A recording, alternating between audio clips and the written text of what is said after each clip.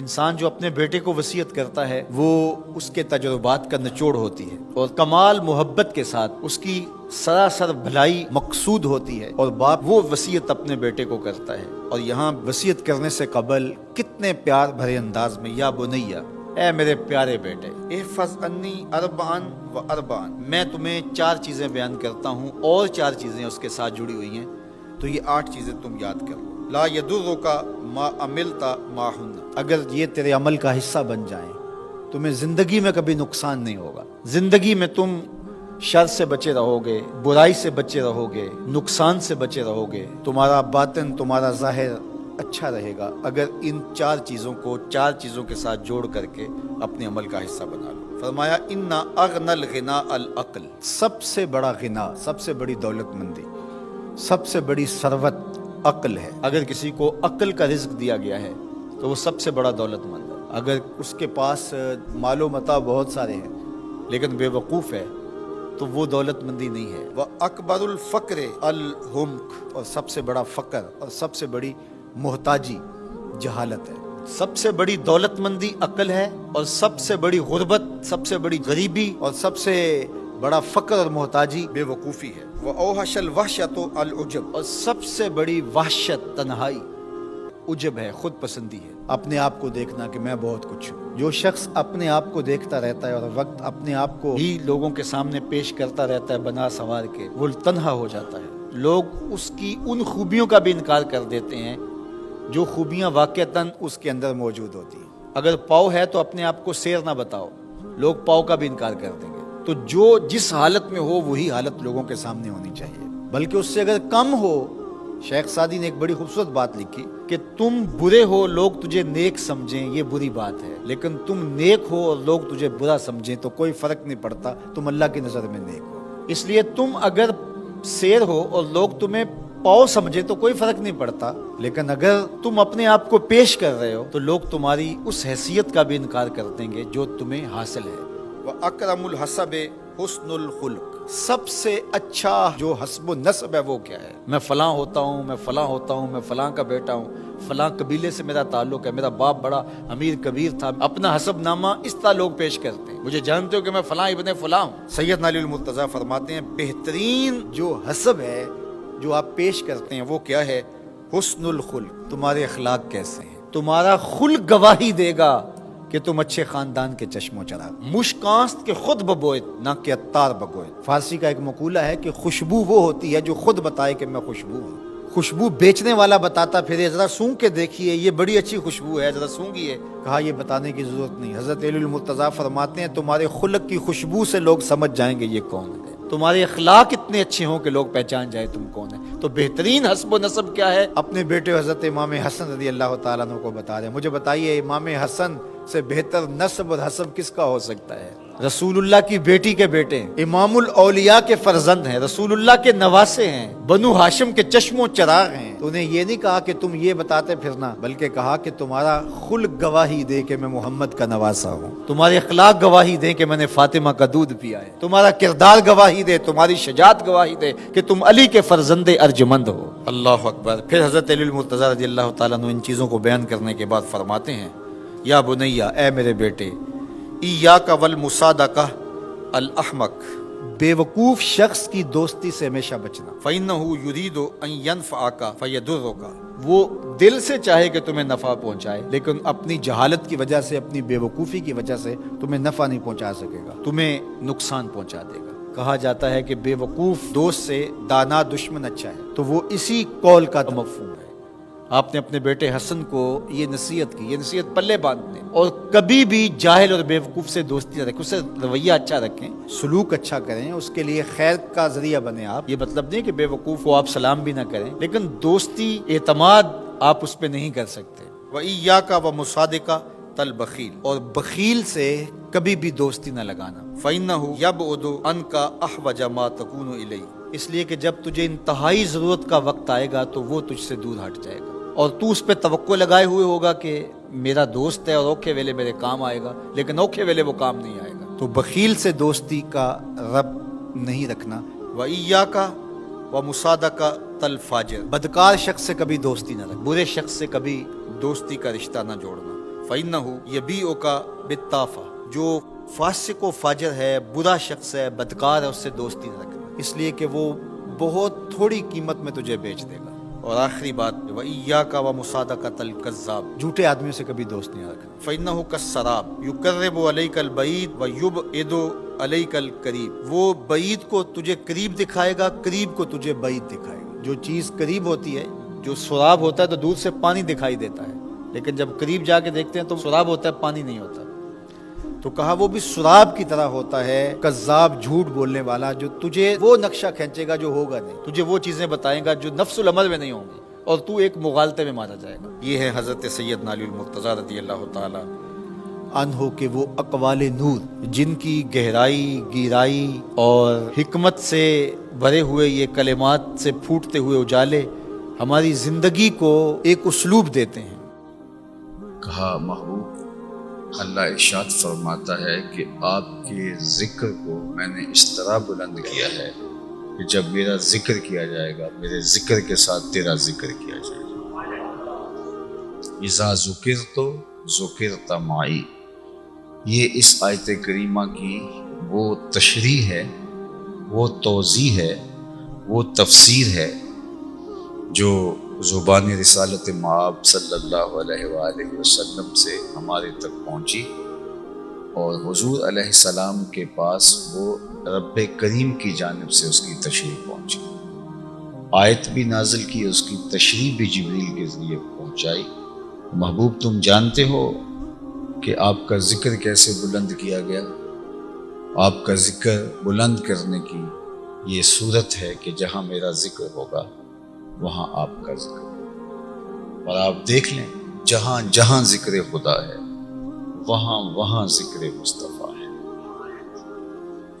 उलमा ने लिखा कि शहादतैन में जो हम कलिमा तय्यबा पढ़ते हैं या कलिमा शहादत पढ़ते हैं, तो उसमें ज़िक्र खुदा के मुत्तसिल बाद ज़िक्र मुस्तफ़ा है सल्लल्लाहु अलैहि वसल्लम, ला इलाहा इल्लल्लाहु मुहम्मदुर रसूल।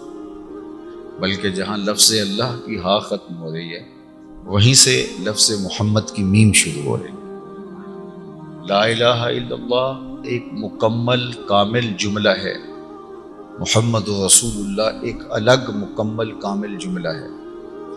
लेकिन यहाँ दरमियान में, जैसे अरबी में अत्फ़ की वाव लाई जाती है दो जुमलों के दरमियान फासला करने के लिए, और यहाँ अत्फ़ की वाव भी गवारा नहीं है। जहाँ से अल्लाह के नाम की हा ख़त्म हो रही है, वहीं से मीम मोहम्मद शुरू हो रही है सल्लल्लाहु अलैहि वसल्लम, ताकि इतना भी गवारा नहीं है कि मेरे और तेरे नाम के दरमियान अत्फ़ की वाव आए। बल्कि किसी ने कहा, हमारे जो लुग़त के बड़े हैं वो कहते हैं अल वाव लिल अत्फ़ वल अत्फ़ लिल मुग़ायरत, वाव अत्फ़ के लिए होती है और अत्फ़ मुग़ायरत के लिए होती है, इसलिए ये भी गवारा नहीं किया।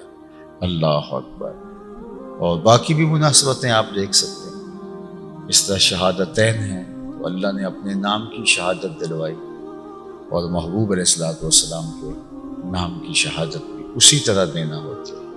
जबकि अल्लाह को मान लेने में मुंदरज होता कि जिसने अल्लाह को मान लिया उसने रसूल को मान लिया, ये काफ़ी था। वो हमारे कहा जाता है ना कि कुल में जुज़ होता है, तो काफ़ी हो जाता कि अल्लाह को मान लेने से रसूलुल्लाह को मान लेना दर्ज कर लिया जाता, समझ लिया जाता। लेकिन हुजूर अलैहिस्सलाम पर ईमान लाने को तौज़ीह के साथ बयान किया गया। बल्कि उलमा कहते हैं कि अगर एक शख्स आखिरी वक्त में है, उसकी सांस उखड़ रही है, अल्लाह ने उसके सीने को कुशादा कर दिया और वो ईमान लाना चाहता है, लेकिन उसके पास इतना वक्त नहीं है कि वो पूरा कलेमा पढ़ सके। ला इलाहा इल्लल्लाह कहता है तो जान निकल जाती है, या मोहम्मद रसूलुल्लाह कहता है तो जान निकल जाती है। अब उसके पास बहुत थोड़ा वक्त है, तो वो ला इलाहा इल्लल्लाह पढ़ के फौत हो गया। था वो काफिर, तो ला इलाहा इल्लल्लाह पढ़ के फौत होने पर उसको मुसलमान इसलिए नहीं माना जाएगा कि वो पता नहीं आगे क्या कहने वाला था। ईसा रूहुल्लाह कहने वाला था, मूसा कलीमुल्लाह कहने वाला था, या कुछ और कहने वाला था। لیکن اگر کسی نے فوت ہوتے ہوئے محمد رسول اللہ کہہ دیا تو اس کے لا الہ الا اللہ کو مان لیا جائے۔ تو اللہ نے اپنے محبوب کے ذکر کو اپنے ذکر کے ساتھ جوڑا۔ اذانوں میں بھی ایسے ہی ہے کہ اذان نماز کے لیے بلاوا ہے، لیکن اس کے ساتھ عقیدے کا روزانہ اظہار ہوتا ہے 5 وقت۔ تو جب شہادت دے دی گئی اللہ کے معبود برحق ہونے کی تو کیا کافی نہیں تھا؟ لیکن نہیں، اس کے ساتھ حضور کے رسول ہونے کی گواہی بھی اذان میں روزانہ 5 وقت پکاری جاتی۔ خطبہ نکاح ہے، اس میں بھی جہاں اللہ کی وحدانیت کا ذکر کیا جاتا ہے حضور کی رسالت کا ساتھ۔ خطبہ جمعہ ہے تو جہاں اللہ کی وحدانیت کا ذکر کیا جاتا ہے ساتھ حضور کی رسالت کا ذکر کیا جاتا ہے۔ حد ہو گئی، نماز خالص عبادت اللہ کی ہے، خالص عبادت، اور یہ اللہ کے حضور نیاز مندی کا انتہائی مرتبہ ہے۔ لیکن اتنی دیر تک نماز کی بھی تکمیل نہیں ہوتی جب تک حضور پہ درود نہیں پڑھ لیا جاتا۔ السلام علیکہ ایھا النبی ورحمۃ اللہ وبرکاتہ۔ اللہ اکبر، اتنی دیر تک نماز کی تکمیل بھی نہیں ہوئی جتنی دیر تک حضور پہ درود نہیں پڑھ لیا، حالانکہ خالص عبادت نماز اللہ کی ہے۔ اسی لیے اقبال نے کہا تھا کہ گر تیرا شوق نہ ہو میری نماز کا امام، میرا قیام بھی حجاب، میرا سجود بھی حجاب، لوح بھی تو قلم بھی تو، تیرا وجود الکتاب، گنبد آبگینہ رنگ تیرے محیط میں حباب۔ تو خالص عبادت اللہ کی ہے نماز، اور اس میں بھی تکمیل نہیں ہو پاتی جب تک حضور علیہ السلام پہ درود نہیں پڑھ لیا جاتا۔ اور یہ واجبات نماز میں سے اگر کسی نے اس کو چھوڑ دیا، اگر جان بوجھ کے چھوڑا تو نماز ہی نہیں ہوئی، اگر بھول گیا تو اس کو پھر سجدہ سہو دینا پڑے گا، اس لیے کہ نماز کی تکمیل ہوتی نہیں ہے۔ اچھا، آپ کو ایک اور لطیف بتاؤں بات، باقی جو ہم سے نماز میں سہو ہو جاتے ہیں، غلطیاں ہو جاتی ہیں، تو اس غلطی کے ازالے کے لیے سجدہ سہو کیا جاتا ہے، لیکن وہ جو غلطی ہوئی ہے اس کو تو دوبارہ نہیں کرنا ہوتا، سجدہ کافی ہوتا ہے اس کے ازالے کے لیے۔ بلکہ 2 واجبات بھی ترک ہو گئے ہوں ایک نماز میں تو ایک سجدہ سہو کافی ہے اس کے لیے، 3 واجبات بھی ہو تو سجدہ سہو کافی ہے۔ مثال کے طور پہ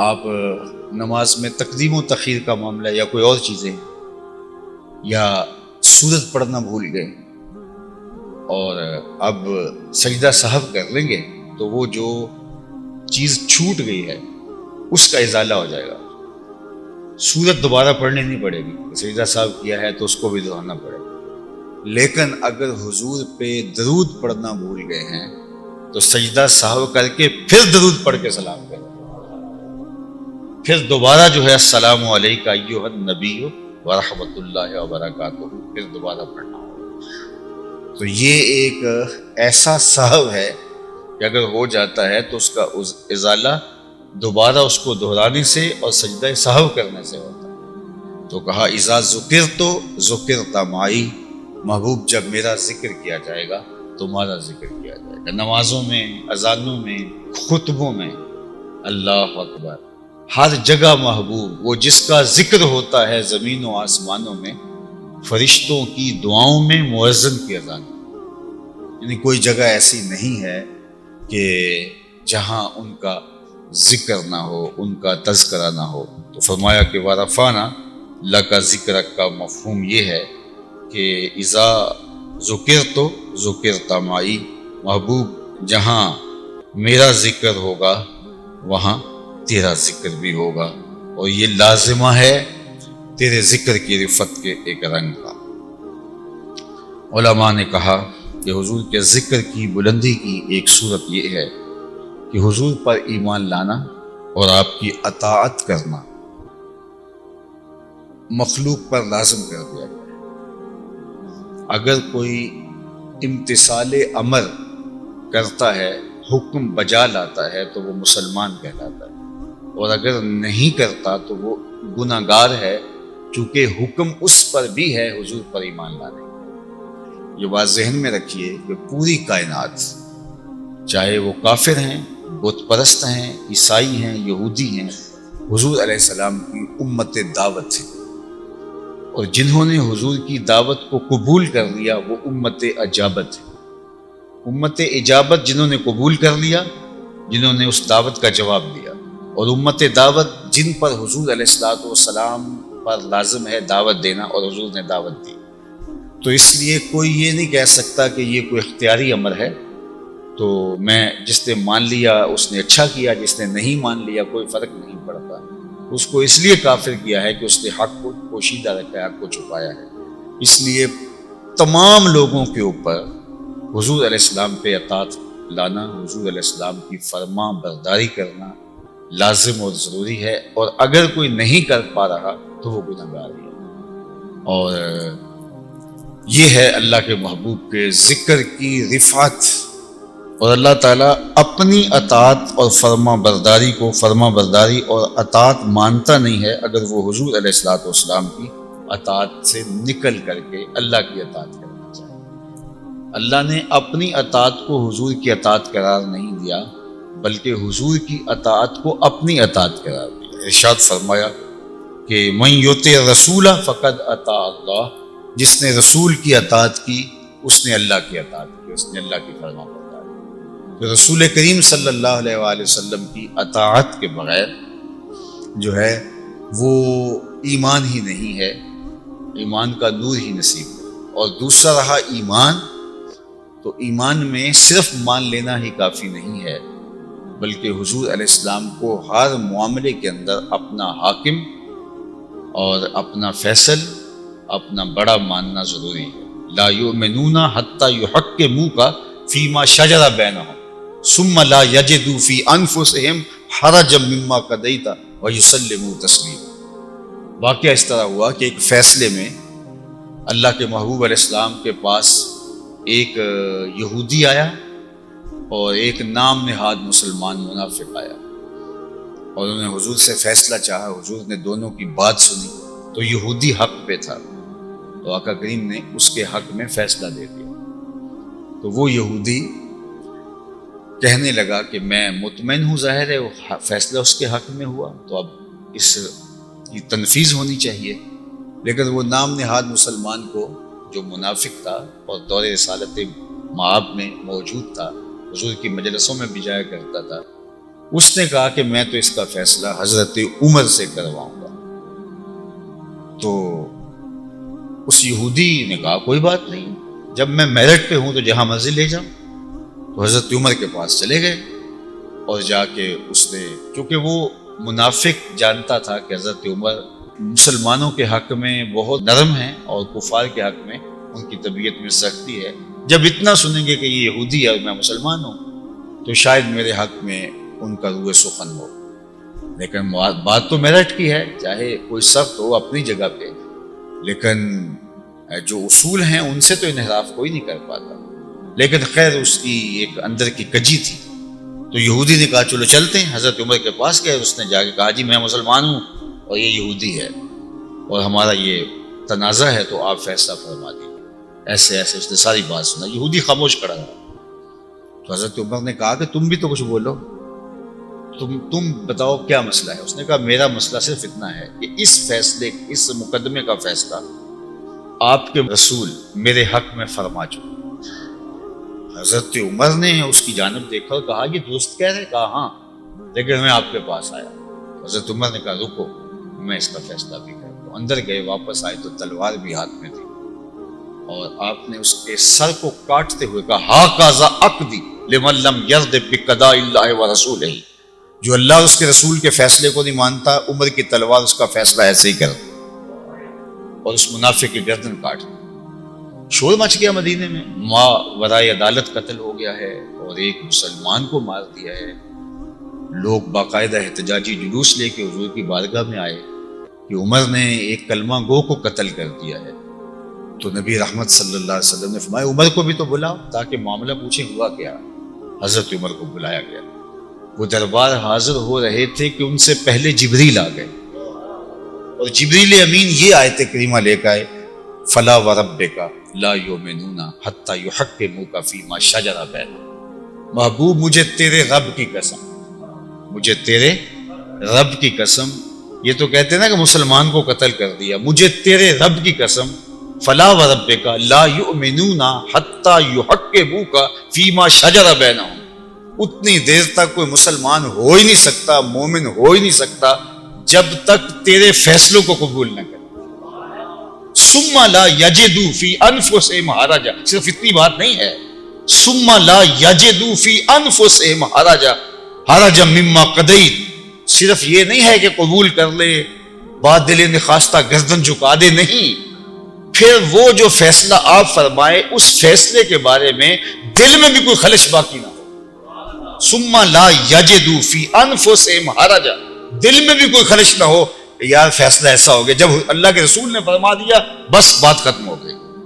وَيُسَلِّمُوا تَسْلِيمًا، یار تاکید کے بعد پھر، اور جو اس کو قبول کرنے کا حق ہے جب تک وہ ادا نہ کرے اتنی دیر تک مجھے تیرے رب کی قسم کوئی مسلمان ہی نہیں ہو سکتا۔ تو ایمان کا یہ لیول اور ایمان کا یہ معیار،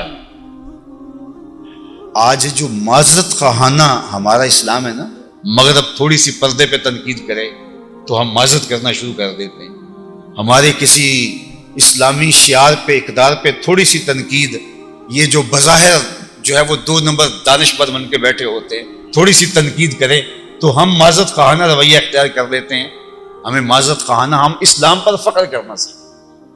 اتنی دیر تک کوئی مومن نہیں ہو سکتا جب تک حضور کے فیصلے کو دل سے قبول نہ کرے اور اس کے بارے میں معمولی خلش بھی سینے کے کسی گوشے پہ موجود نہ ہو۔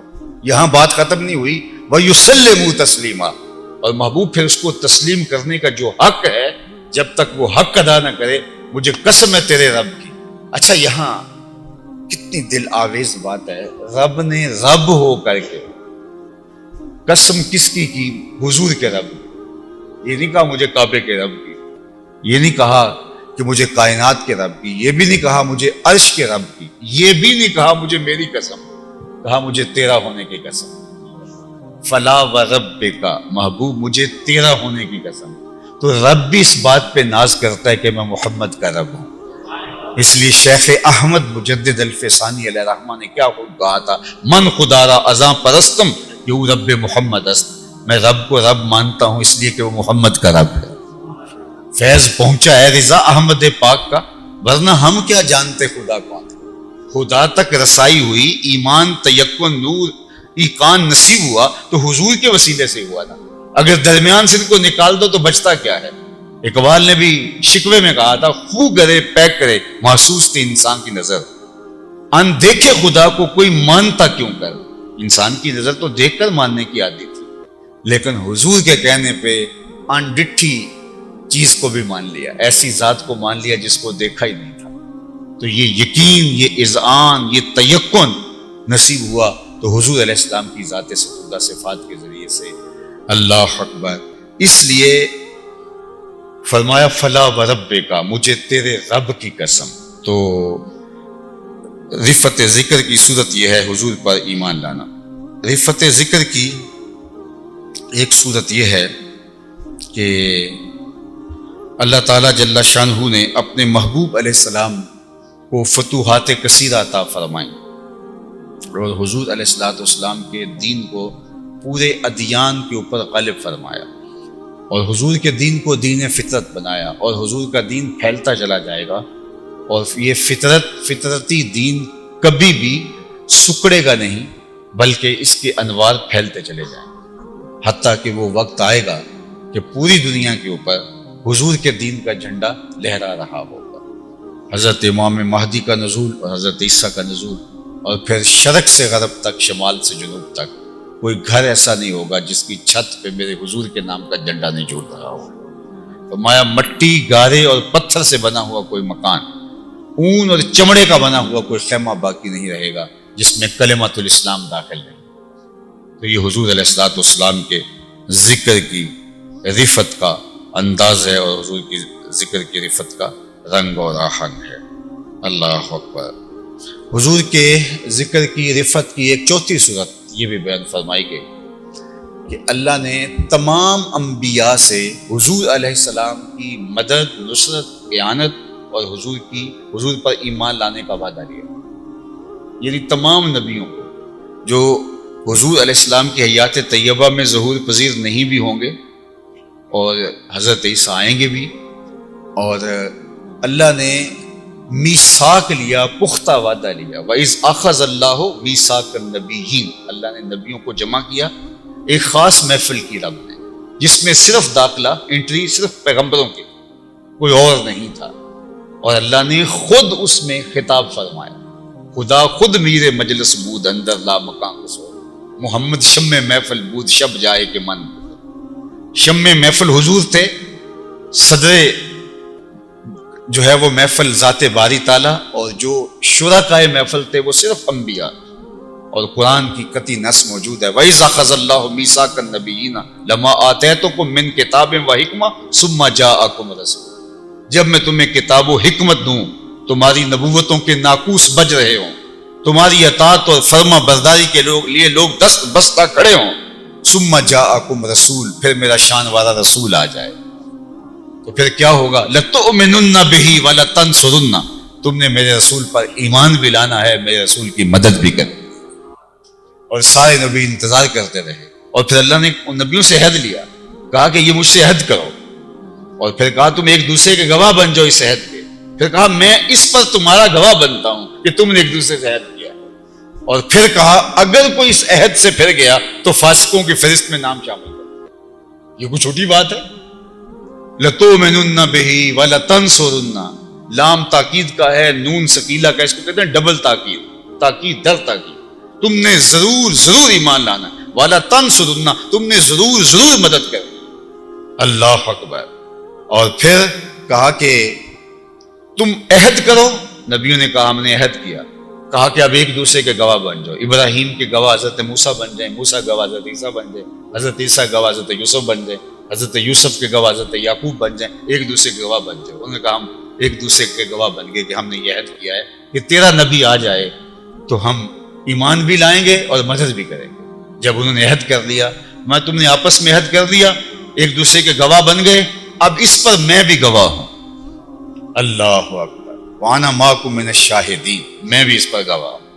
لیکن پھر فرمایا وَمَن تَوَلَّىٰ، جو پھر پھرا، جس نے اعراض کیا اس عہد سے، جس نے انحراف کیا، پیغمبر ہو، بڑی شانوں کے مالک ہو، لیکن فساق میں نام شامل کر دیا جائے گا اگر کوئی منحرف ہو. اگرچہ پیغمبر کا منحرف ہونا ممکن ہی نہیں ہے، لیکن یہ تنبیہ اتنی بڑی رکھی تاکہ دنیا کو بتلانا مقصود تھا کہ میرے آنے والے رسول کی عظمت کیا ہے، رفت کیا ہے. اللہ اکبر. اور پھر اس کا عملی ظہور کیسے ہوا؟ تمام انبیاء موجود ہیں اور نماز اقصی میں حضور کو مصلی پہ کھڑا کیا اور سارے نبی حضور کے پیچھے کھڑے ہیں. تو اللہ نے اپنے محبوب کو وہ عظمتیں اور رفت عطا فرمائی. تو علماء تفسیر نے لکھا کہ حضور کی شان کی رفت کا ایک رنگ اور آہنگ یہ بھی ہے کہ انبیاء علیہ السلام کو حضور علیہ السلام پر ایمان لانے کی تاکید فرمائی گئی، حضور علیہ السلام کی نصرت و اعانت کی تاکید فرمائی گئی، اور صحیفوں میں، کتابوں میں موجود ہے، انبیاء علیہ السلام کے ملفوظات موجود ہیں جنہوں نے اپنی امتوں کو حضور کا بتایا. ہر نبی نے بتایا حضور علیہ السلام کا کہ وہ آنے والا ہے. تو اللہ تعالیٰ نے حضور کے ذکر کو اتنے رفت فرمائی، اور قیامت کے دن اس کی رفت کا ایک اور رنگ اور آہنگ بھی زمانے کو دیکھنے کو ملے گا، جو میں نے اجتماع 12 ربیع الاول کو آپ کے سامنے حدیث شفاعت کے زمرے میں رکھا کہ ایک ایک نبی کے در پہ لوگ جائیں گے، سارے کہیں گے اذهبوا الی غیری، تو اللہ سیدھا ہی حضور کے دروازے پر نبیوں کو پہنچا دیتا. لیکن سب ایک ایک کے در پہ نبی جائیں گے اور وہ سب کہیں گے اذهبوا الی غیری، اذهبوا الی غیری، اور پھر حضور آئیں گے تو پھر پتہ چلے گا حضور کی شان کیا ہے اور اللہ کے نزدیک حضور کے ان سجدوں کی کیسے لاج نبھائی جاتی ہے. تو میرے امام نے کہا فقط اتنا سبب ہے ان عقاد بزم محشر کا، فقط اتنا سبب ہے ان عقاد بزم محشر کا کہ ان کی شان محبوبی دکھائی جانے والی. وَرَفَعْنَا لَكَ